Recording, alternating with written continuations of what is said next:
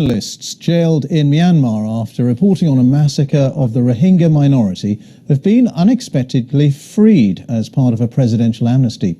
Wah Lone and Kyaw Soe Oo, who worked for the Reuters news agency, were sentenced last September to 7 years in jail after investigating the involvement of Burmese security forces in the killings of Rohingya.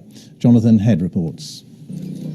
It was, in the end, quite a long walk to freedom. But a happy one for two men sentenced last year to 7 years in prison for, in the eyes of many, just doing their jobs.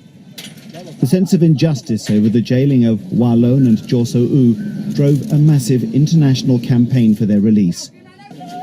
After more than 500 days, the Myanmar government finally relented. Thank you very much to those who helped us, supported us domestically and internationally during those days we were in prison. A joyful reunion then with their young families.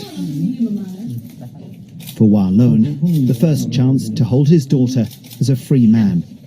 He says he wants to get back to his job.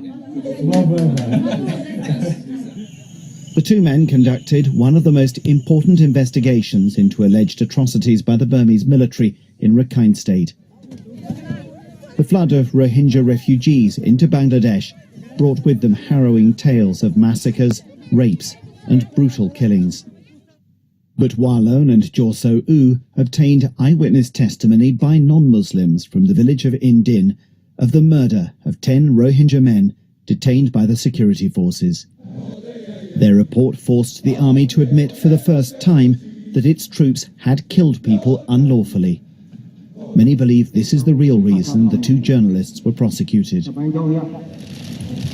But Myanmar's de facto leader Aung San Suu Kyi has consistently and at times angrily rejected international pressure to release the two men.